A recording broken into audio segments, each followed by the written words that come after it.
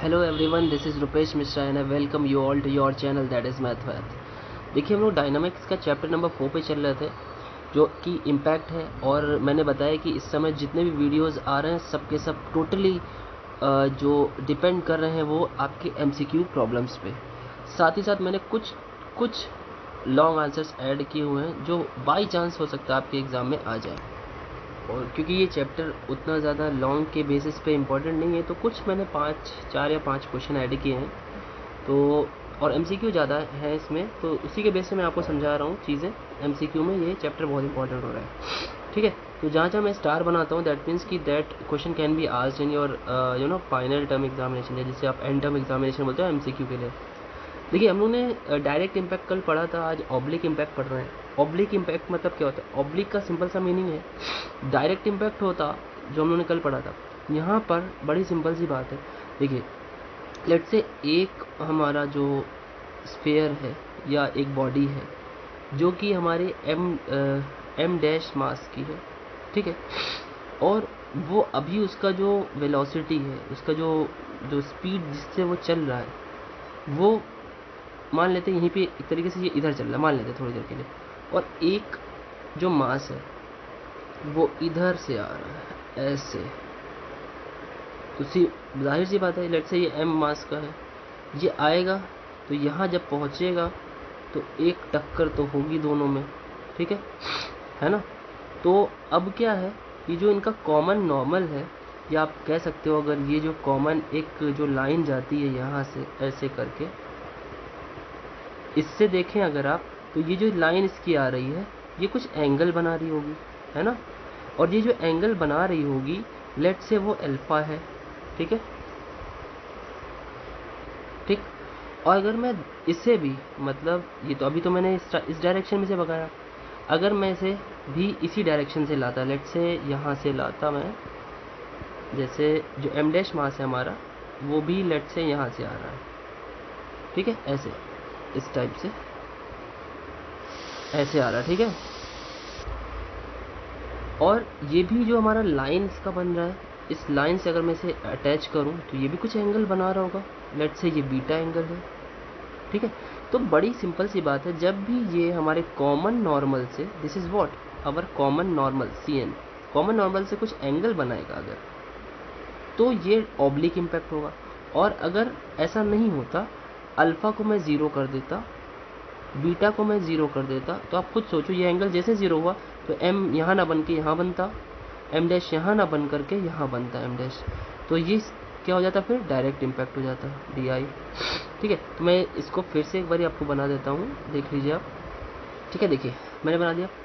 अब क्या है, देखिए, ये u अगर वेलोसिटी से आ रहा था, तो ये जो हमारा पॉइंट था जहाँ ये इसका ए पॉइंट हो गया और ये पॉइंट लेट से बी हो गया, लेट से ये u वेलोसिटी से फर्स्ट वाला ए वाला आपका बॉल आ रहा था, और सेकंड वाला जो आ रहा था वो u डैश वेलोसिटी से आ रहा था।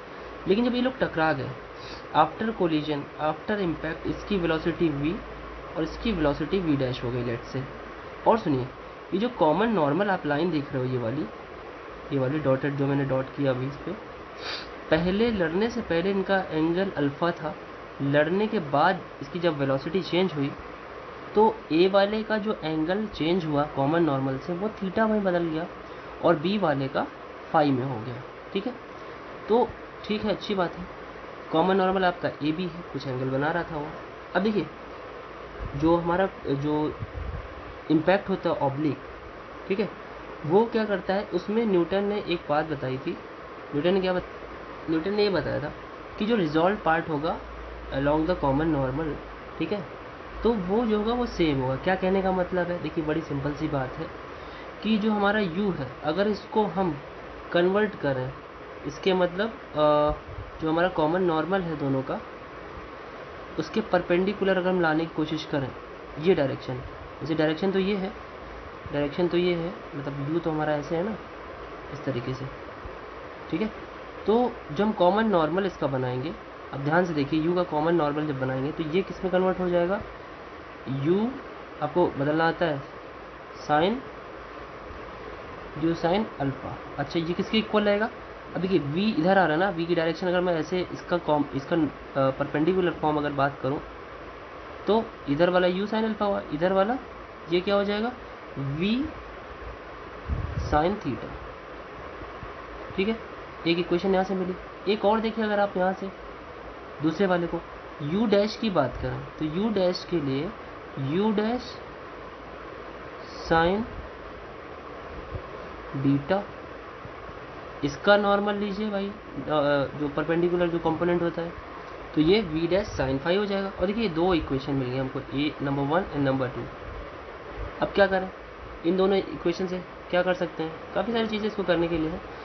फिर न्यूटन ने जो वहाँ पे हम लोग को डायरेक्ट कोलिजन में बताया था कि भाई difference of v upon difference of u is equal to minus e, यहाँ भी वही चीज़ है। देखिए उसको भी देखते हैं।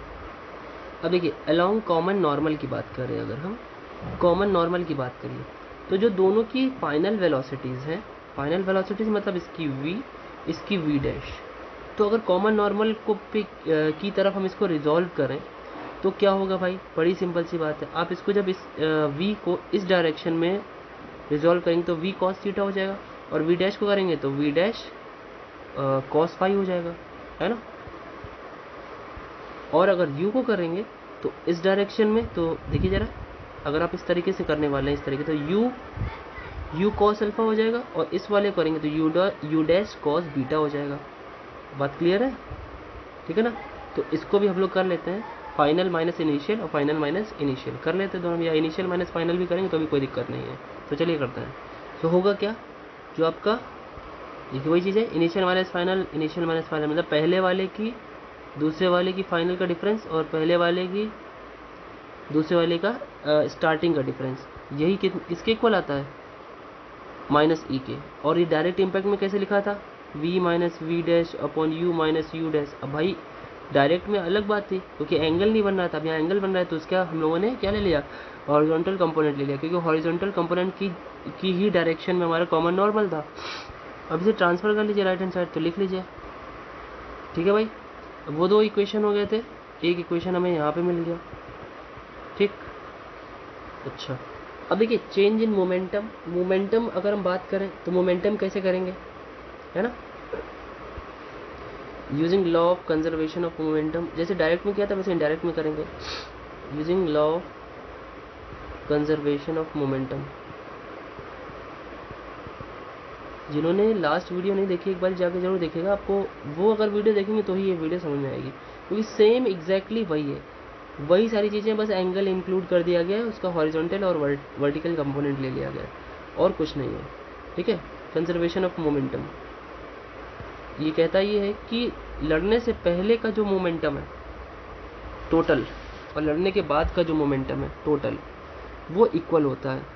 अब कैसे मोमेंटम, देखिए in the direction of common normal, तो पहले वाले का मोमेंटम क्या था भाई, m उसका लेफ्ट वाले यानी a बॉल का, तो m था mass, m into u cos alpha plus m dash u dash cos beta.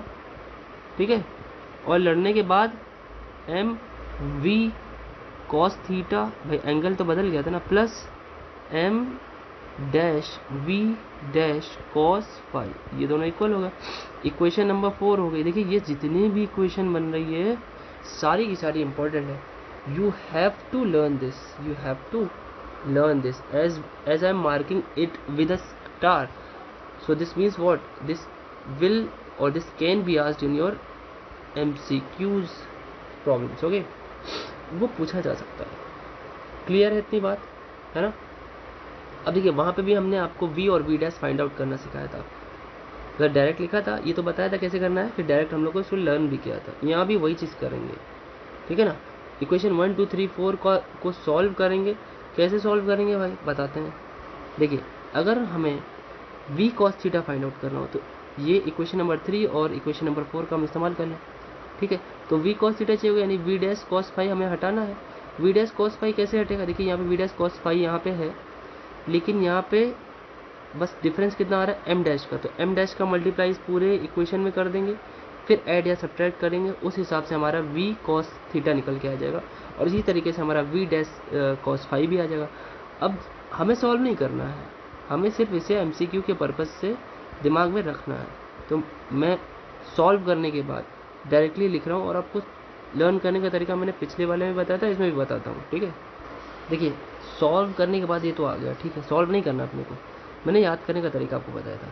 इससे पहले जो डायरेक्ट कोलिजन था उसमें बताया तो यहाँ पे वी था, केवल कॉस थीटा नहीं था, वी डैश था, यहाँ पे कॉस फाई नहीं था। लेकिन एक चीज़ मैंने बताई थी, क्या, यहाँ पे यू कॉस अल्फा, यहाँ पे भी यू कॉस अल्फा, यहाँ पे यू डैश कॉस बीटा, यहाँ पे यू डैश कॉस बीटा। वहाँ पे क्या बताया था, सब जगह कॉस अल्फा हटा दीजिए, कॉस बीटा हटा दीजिए, यहाँ पे यू डैश यू डैश बताया था मैंने वहाँ पे। फिर मैंने क्या बताया था कि जब आप बात कर रहे हो यू वाले की तो एम में से ई एम डैश घटेगा, लेकिन जब आप बात करते हो यू डैश की तो एम डैश में से ई एम घटेगा। तो यानी ये दोनों तो एक जैसे हो गए, बस प्लेस खाली डिफरेंट है। अच्छा भाई, इतना क्लियर है। ऐसे वहाँ भी बताया था, नहीं देखा हो तो प्लीज़ जा करके वीडियो देखिएगा, तभी आपको ये वीडियो समझ में आएगी, नहीं तो थोड़ी दिक्कत हो सकती है, ठीक है। और जब बात आएगी यू डैश कॉस बीटा, यहाँ पे यू डैश है तो एम डैश होगा और 1 प्लस ई हो जाएगा, ठीक। और जब सिर्फ यू की बात आएगी तो एम रहेगा और 1 प्लस ई तो दोनों के साथ है। बस देखिए ये प्लेस चेंज हुआ, इसकी ये आ गया है यहाँ पर और ये आ गया है यहाँ पर, बट रिस्पेक्टिव यू है तो एम, यू डैश है तो एम डैश। याद रखिएगा इस चीज़ को, बात समझ में आई। ऐसे ही याद कर पाएंगे आप, नहीं तो इतना बड़ा फॉर्मूला सपने की तरह डराएगा। इतना क्लियर है। अब कुछ इसके स्पेशल केसेस हैं, उसको ही पढ़ लेते हैं। एमसीक्यू के लिए इंपॉर्टेंट है ही, ये दोनों ही इंपॉर्टेंट है, आपको स्टार बना के रखना है, जैसे मैंने बताया वैसे याद करिएगा, ठीक है। देखिए स्पेशल केस है यहाँ पर, फर्स्ट पॉइंट है कि यहाँ पे क्या है, अगर आप जो यू डैश है, मतलब यू डैश क्या हुआ, अरे भाई यू डैश ये था अपना, दिखाता हूँ आपको, यू डैश किसकी वेलोसिटी थी, सेकंड वाले की वेलोसिटी थी। अगर हम इसे ज़ीरो कर दें, सो आप जैसे ज़ीरो करने वाले हो तो क्या होगा, जैसे आपने ज़ीरो किया तो देखिए, जैसे यू डैश ज़ीरो करेंगे तो क्या फ़र्क पड़ने वाला है, ज़रा करते हैं यू डैश ज़ीरो भाई।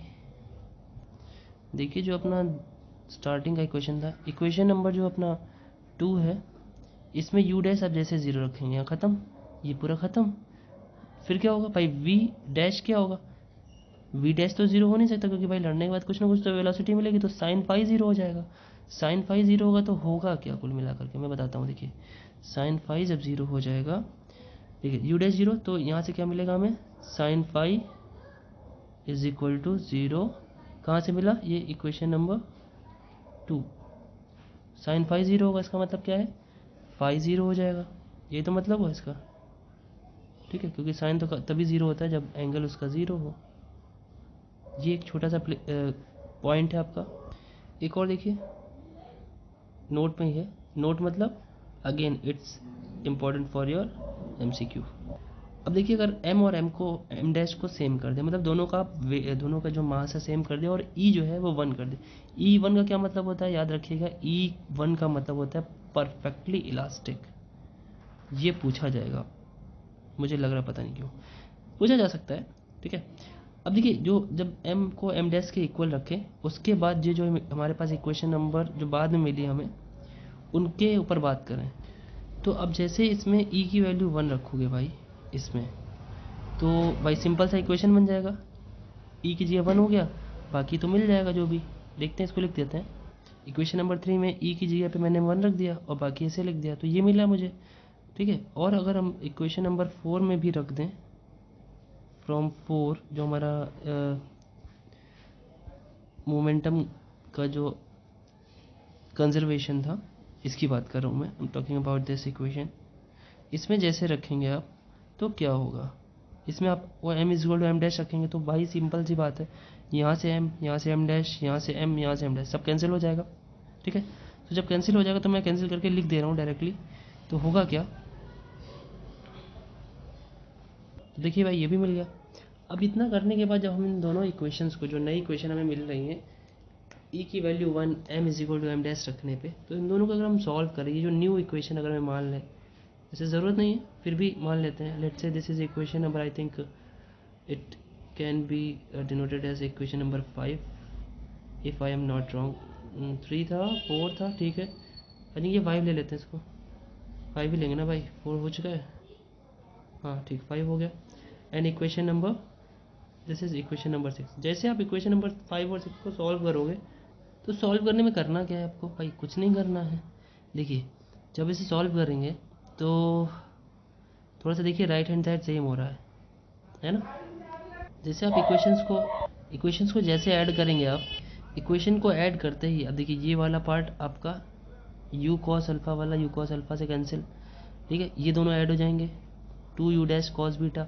और राइट वाला देखें अगर आप, मतलब इसको आपको घुमा देना है इक्वेशन को, देखिए u v dash cos theta cos phi cancel, ये दोनों ऐड हो जाएंगे तो एक तरफ बचेगा 2v कॉस थीटा और एक तरफ बचेगा 2u कॉस बीटा। तो भाई 2 कैंसिल हो जाएगा, तो कुल मिलाकर के बचेगा क्या, वही जो मैं बोल रहा था कि भाई जो आपको सॉल्व करना है वो सॉल्व करने के बाद क्या आने वाला है, what you will get is you will get u dash cos beta is equal to, simply add कर दिया तो चीज़ें कैंसिल हो गई है ना, और आप उन दोनों को आपस में सब्ट्रैक्ट कर दोगे तो एक चीज़ और मिलेगी क्या, u cos alpha is equal to v dash cos phi. तो ऑब्लिक इम्पैक्ट में आपके पास इतने अच्छे अच्छे रिजल्ट्स हैं, याद रखना है आपको। मतलब क्या है, ये इस रिजल्ट को कैसे आप दिमाग में रख सकते हैं कि जो आपका राइट वाला है, यानी जो दो थे ना बॉल्स, है ना, इसकी वेलोसिटी थी कितनी थी u डैश, इसकी थी u, ये कन्वर्ट हो गया था v में और ये कन्वर्ट हो गया था v डैश में। कहने का मतलब ये है यहाँ पे अल्फ़ा बना था, यहाँ पे बीटा बना था, और आफ्टर कोलिजन थीटा और यहाँ पे फाई। तो ये करना है कि जो दूसरा वाला है उसका horizontal component is equal to पहले वाले का बाद का जो वेलोसिटी है उसका भी हॉरिजॉन्टल कंपोनेंट बराबर होता है, ये ध्यान रखना है।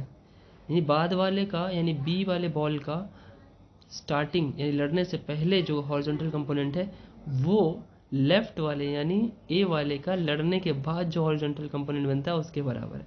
और यही दूसरे केस में भी होगा कि भाई जब बाद वाले का ले रहे हैं आप, बाद वाले का फिर आफ्टर कोलिजन उसका हॉरिजॉन्टल कंपोनेंट, तो पहले वाले का लड़ने से पहले, तो यानी जिसका लड़ने से पहले ले रहे हैं फिर दूसरे वाले का लड़ने के बाद लेना है। और अगर बात वही है कि एक वाले का लड़ने का पहले एक दूसरे का लड़ने के बाद, ये दोनों ही इक्वेशन मिलती हैं, तो आपको याद करने की कोई दिक्कत नहीं है ना, जैसे बताया ऐसे याद रखेंगे, ठीक ना। अच्छा, एक छोटी सी चीज़ है और है, देखिए जिसको बोलते हैं इम्पल्स ऑफ ब्लो। मतलब जब लड़ने के बाद कोई ब्लो मतलब उड़ना होता है, तो लड़ने के बाद एक तरीके से आपको दिखेगा कि बॉल तेज़ी से दूर जा रही है, तो जब बहुत स्पीड से वो जाती है तो वहाँ पे ब्लो शब्द का इस्तेमाल कर लिया जाता है, ठीक है। और किस वजह से जाता है, वो हमारे आवेग यानी इम्पल्स की वजह से जाता है। देखिए ब्लो लिखना चाहिए, बल्स लिख दिया मैंने, sorry, blow, impulse of blow. तो इसके केस में क्या, जैसा पहले वाले के केस में था वैसे यहाँ पे वहाँ पे भी क्या था, किसी भी एक पहले वाले की बात करें चाहे दूसरे वाले की, उसका हमने क्या ले लिया, मास ले लिया, ठीक है। अगर हम एम की बात कर रहे हैं, चाहे एम डैश की बात कर रहे हैं, एम की बात कर लें, ठीक है, फॉर एम की बात कर लें चाहे एम डैश की बात कर लें, तो एम डैश की बात करेंगे तो उसके चेंज इन मोमेंटम आ रहा है, उसके चेंज इन मोमेंटम कैसा चेंजमेंट आ रहा है, वही हमारा क्या होता है, इम्पल्स ऑफ फ्लो। क्या चेंजमेंट है भाई, एम डैश तो हमारा मास हो गया, चेंज इन मोमेंटम तो क्या होगा, एम के साथ साथ आपका वेलोसिटी चेंज। तो दूसरे वाले का वेलोसिटी चेंज कैसे हो रहा है भाई,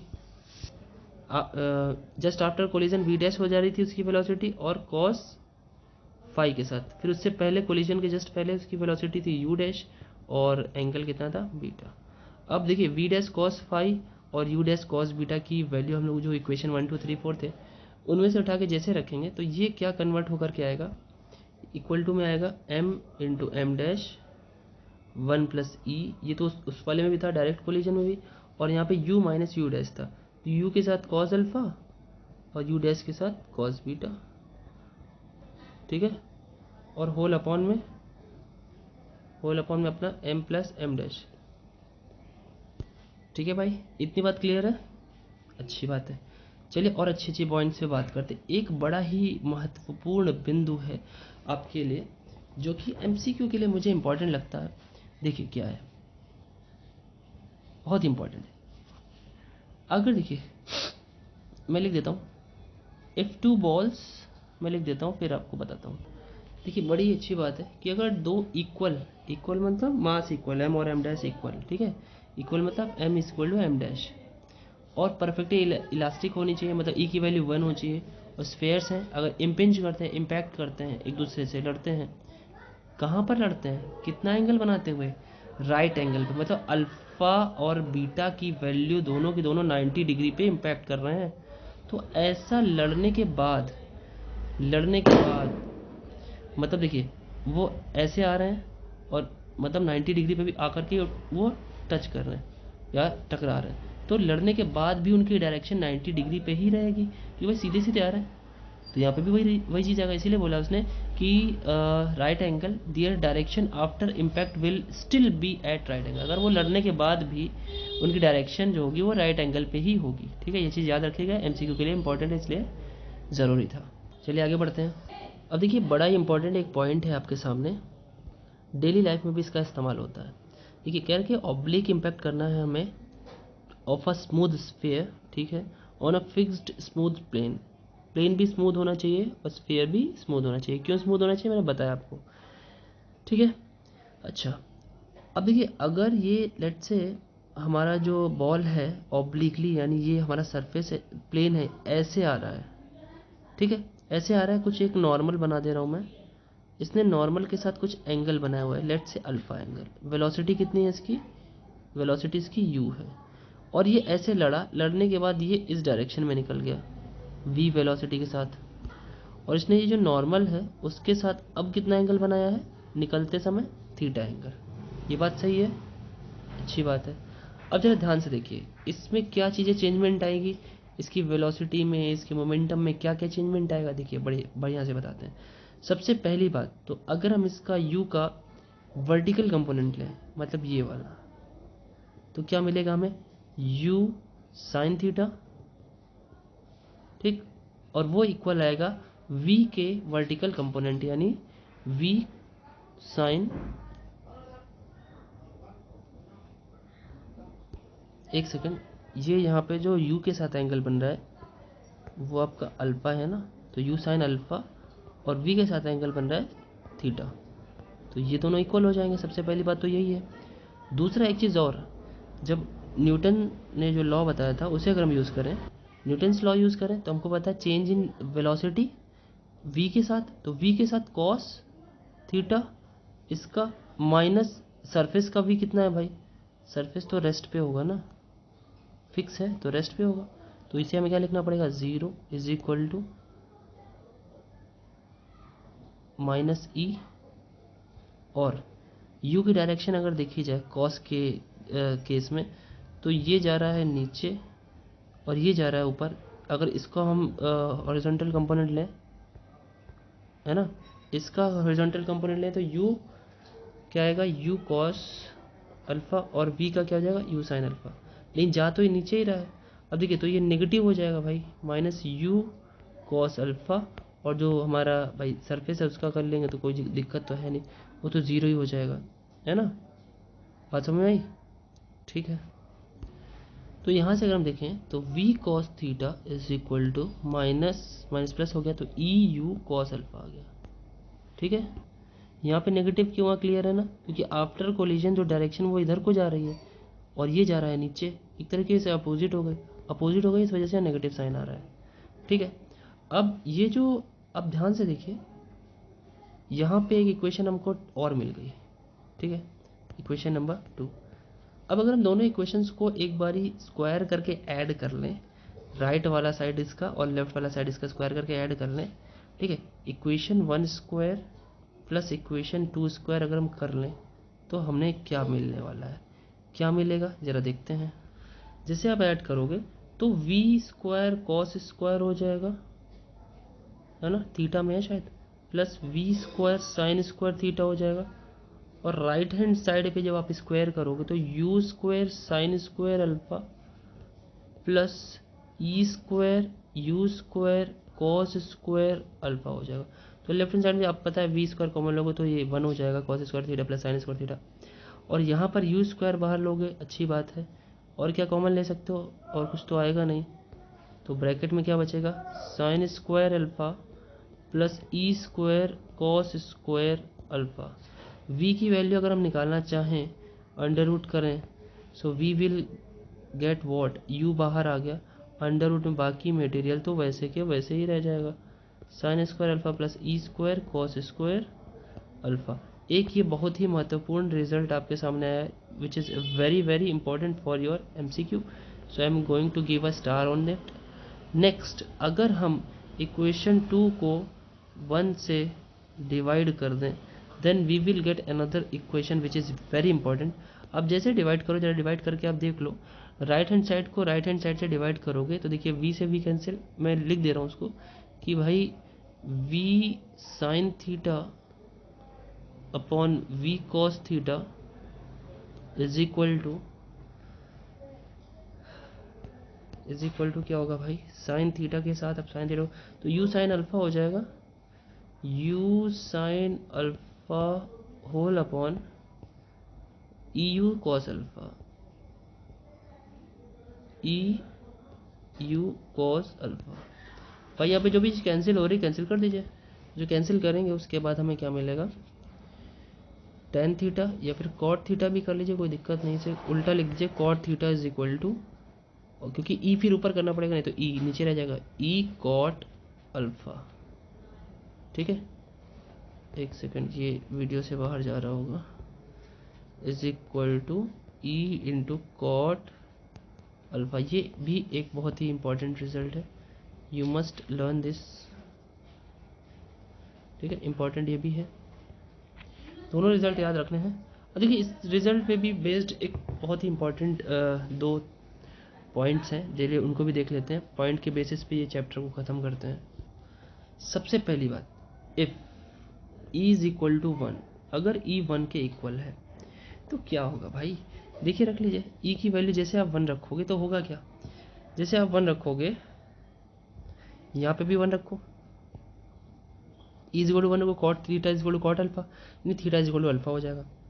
ठीक है, यहाँ पे रखोगे ई की वैल्यू जैसे 1 होगी तो sine square alpha plus cos square 1 हो जाएगा, तो v is equal to u हो जाएगा। तो ठीक है, तो बड़ा ही अच्छा इम्पॉर्टेंट एक रिजल्ट मिल जाता है सिंपल, कि जैसे हम ये रखते हैं then we will get what, we will get v is equal to u and as well as theta is equal to alpha. सबसे पहला हमारा पॉइंट तो ये होगा। दूसरा पॉइंट क्या है भाई, दूसरा पॉइंट है कि इफ़ वी पुट थीटा और अल्फा दोनों ही ज़ीरो में पुट कर दूँ, ठीक है, अगर दोनों ज़ीरो पुट करूँ तो मिलेगा क्या भाई, देखो ज़रा बताता हूँ, थीटा और अल्फा दोनों ज़ीरो पुट करते हैं तो कहाँ क्या यूज़ कर लें हम, आप इक्वेशन नंबर 2 को यूज़ कर लीजिए, बड़ा ही मज़ेदार है। थीटा जैसे जीरो किया यहाँ पे 1 हो गया तो v बचा, यहाँ पे अल्फा जीरो ये भी खत्म तो v बराबर ई यू हो गया। मतलब आप बात समझ पा रहे हो, थीटा और अल्फा दोनों जीरो क्यों कर रहे हैं भाई, सिंपल सी बात है, अब जब अल्फा जीरो करोगे तो यानी ये स्ट्रेट ऐसे आएगा एकदम परफेक्टली सीधे से, जैसे आप बॉल को सीधे सीधे छोड़ दो और वो धरती पे आके सीधे सीधे लड़े, ठीक है, तो अल्फा जीरो हो गया। जैसे बॉल आप छोड़ते हो तो इसी डायरेक्शन में वापस भी जाती है ना, तो अल्फा भी जीरो हो गया, थीटा भी जीरो हो गया, बड़ी अच्छी बात है। अब देखिए ये डेली लाइफ का एग्जांपल यूज़ हो गया इसमें, तो एक डेली लाइफ में सब बॉल खेलते हैं है ना, ऐसे फेंकते हैं वापस आती है बॉल, तो वो किस स्पीड से आती है, देखिए बड़ी ही बढ़िया बात है यहाँ पे सीखने वाली, कि जिस वेलोसिटी से आप भेजते हो उसे, है ना, लेट्स से यू वेलोसिटी है तो कितनी वेलोसिटी से वो वापस आ रही है, ई इंटू आपकी वेलोसिटी जितनी आपने भेजी थी। So these are very very important points, याद रखिएगा। ठीक है, अभी आगे इसका हम लोग लॉन्ग आंसर भी करेंगे, ठीक है, नेक्स्ट वीडियो में इसको कवर करेंगे। और अब जो इसकी तीसरी वीडियो है उस वीडियो में जो मैंने थोड़े जो मुझे इंपॉर्टेंट लग रहे हैं लॉन्ग आंसर वो ऐड करना है, और साथ ही साथ मुझे उसकी एक उसी में ही ऐड कर दूंगा, ज़्यादा सही रहेगा, MCQ के क्वेश्चन उसी में ही ऐड कर देने हैं मुझे। ठीक है, जो भी MCQ इस पे बनते हैं मैंने वैसे थियोरेटिकल बेस पे भी बता दिया, और आपके सामने कुछ उसके जो MCQs हैं मेरे पास अवेलेबल हैं वो भी मैं अगली वीडियो में साथ ही साथ लॉन्ग प्लस MCQ दोनों के दोनों डिलीवर कर दूंगा आपको वीडियो में। ठीक है, ठीक है ना। अच्छा, अब देखिए इसमें भी इम्पल्स ऑफ ब्लो है, वो भी देख लीजिए। तो वही चीज़ चेंज इन मोमेंटम वही चीज़ है, तो इम्पल्स ऑफ ब्लो का मतलब होता है चेंज ऑफ मोमेंटम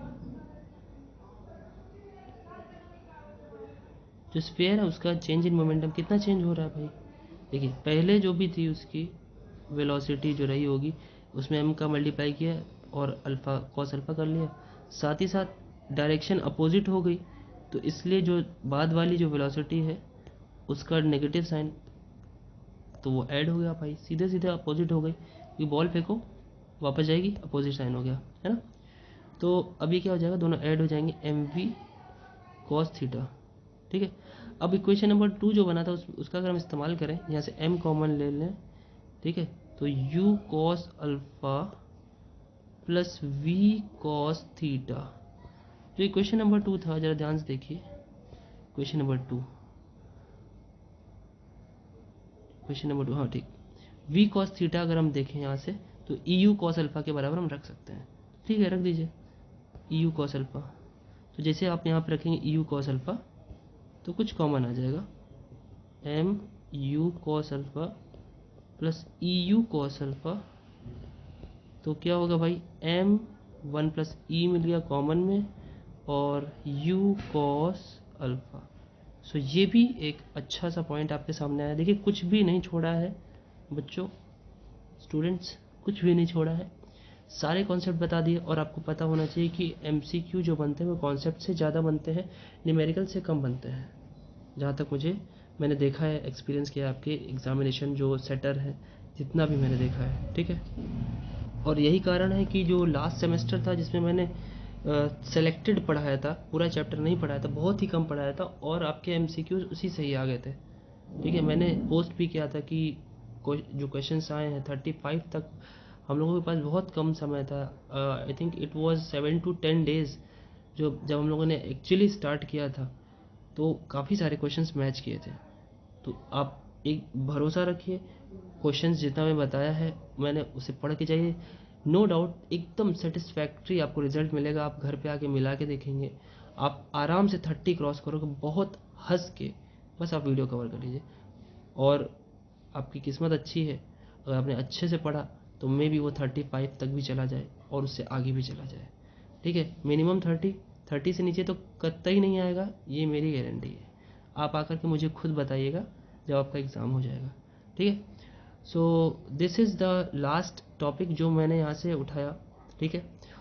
अब जो कॉन्सेप्ट के बेसिस पे ये चैप्टर यहाँ पे एंड होता है, इसके बाद की जो नेक्स्ट वीडियो है, नेक्स्ट वीडियो में आपको लॉन्ग मिलेगा, लॉन्ग आंसर मिलेगा और प्योरली जो MCQ क्वेश्चन कैसे पेपर में पूछेगा वो आपको मिलेगा। तो वीडियो को तब तक आप एक बारी पढ़ लीजिए, नेक्स्ट डे यानी कल ही आपको वीडियो मिलेगा और उसमें वो पूरा चैप्टर ख़त्म हो जाएगा। फिर नेक्स्ट चैप्टर पे हम लोग आएंगे, मोमेंट ऑफ इनर्शिया, ठीक है। वीडियो को शेयर कर दीजिए अपने कॉलेज ग्रुप्स में भी, ठीक है, और अपने फ्रेंड्स में भी, कॉलेज ग्रुप में भी डाल दीजिए। आप सभी लोग ग्रुप्स में तो ऐडेड हो गए और ठीक है। बात ये भी है थोड़ा सा, आप लोग अब इस समय ही वीडियो ज़्यादा देखते हो जब आपका एग्ज़ाम आता है, तो आप जब देखते हो तो प्लीज़ उसे शेयर भी कर दिया करो, जैसे कि साथ ही साथ हमारे चैनल यानी आपका चैनल जो है उसका वॉच टाइम भी कंप्लीट हो जाए और हम थोड़ा सा और मोटिवेट हों और आपके लिए और भी अच्छा कंटेंट लाने की कोशिश करें, ठीक है। साथ ही एक चीज़ और अनाउंसमेंट करना चाह रहा था कि आप लोगों में से जितने भी लोग ग्रेजुएशन के बाद जो बीएड करने की सोच रहे होंगे, बीएड या बीटीसी जो भी है, और साथ ही साथ टीचिंग एग्ज़ाम की तैयारी करने वाले हैं, टीचिंग एग्ज़ाम में खासकर तो मैं इन दोनों पे फोकस करने वाला हूँ, टीजीटी और पीजीटी। आप लोग सर्च कर सकते हो, ये वो टीचर होते हैं जो गवर्नमेंट जो हमारे कॉलेजेस होते हैं उसमें 9-10 को पढ़ाते हैं, और ये जो हमारे होते हैं वो लेक्चरर होते हैं जो कि हमारे 11th और 12th को पढ़ाते हैं। अभी आपको अगर नहीं भी पता ये सारी चीज़ें तो you can simply ask to me कि सर ये सारी चीज़ें क्या होती हैं, इसमें भी आप करियर बना सकते हैं, आप एक टीचर बन सकते हैं, काफ़ी अच्छी सैलरी होती है, 60,000 80,000, ठीक है, ऐसे अच्छी अच्छी सैलरीज होती है स्टार्टिंग। तो उसमें आपका यही सिलेबस रहता है बीएससी का, कुछ पार्ट एमएससी का होता है, तो वो सारे के सारे मैं और 11-12 भी होता है, मैक्सिमम केसेस में 11-12 भी होता है, ये सबसे ज़्यादा होता है, ये थोड़ा सा होता है और ये भी थोड़ा सा होता है। पीजीटी में ये तीनों होते हैं, टीजीटी में ये और ये बीएससी तक होता है। तो मैं नेक्स्ट ईयर से, अगर आपको लगता है कि आपके कोई फ्रेंड हैं वो तैयारी करना चाहते हैं या स्टार्ट करना चाहते हैं, आप खुद भी करना चाहते हो, मन में आपके अभी से अगर टीचर बनने का, so you can simply tell me कि सर हाँ हम लोग हैं, आप शुरू कर सकते हैं। So those all content will be available. ठीक है, सारी चीज़ें मैं पढ़ाऊँगा। ठीक है, मैथमेटिक्स के रिलेटेड, सिर्फ मैथमेटिक्स के रिगार्डिंग, क्योंकि ये टीचर सिर्फ एक ही सब्जेक्ट के बनते हैं ना हम लोग। तो आप में बहुत लोग बीएड करने को सोच रहे हो, तो बीएड आप करते रहना, साथ ही साथ तैयारी भी करते रहना। एकदम ज़ीरो से मैं स्टार्ट करूँगा। क्लास 11-12 भी पढ़ाऊँगा आपको, और उसके साथ बीएससी के भी कुछ ही टॉपिक, सारी बुक्स नहीं आती। जैसे आपका स्टैटिक्स डायनेमिक्स के कुछ चैप्टर्स आते हैं, सारे नहीं आते। ठीक है, आपकी जो क्या कहते हैं, पहले जो आपने बुक्स पढ़ी हैं सारी नहीं आएंगी, कुछ आएंगी। तो वो सारी चीज़ें मैं पढ़ाऊँगा। और आपको पता है जैसा ये चैनल अभी भी पूरी तरीके से फ्री है, तब भी पूरी तरीके से फ्री होगा। ये प्रिपरेशन पूरी तरीके से फ्री होगी। ठीक है, ठीक है ना।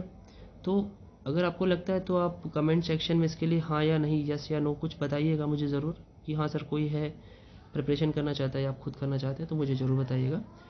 और नो डाउट मैं नेक्स्ट ईयर से ज़रूर स्टार्ट करने वाला हूँ उसे। ठीक है ना। चलिए फिर हम लोग मिलते हैं नेक्स्ट वीडियो में, और इस चैप्टर को ख़त्म करेंगे। शेयर कर दीजिएगा, लाइक भी कर दीजिएगा।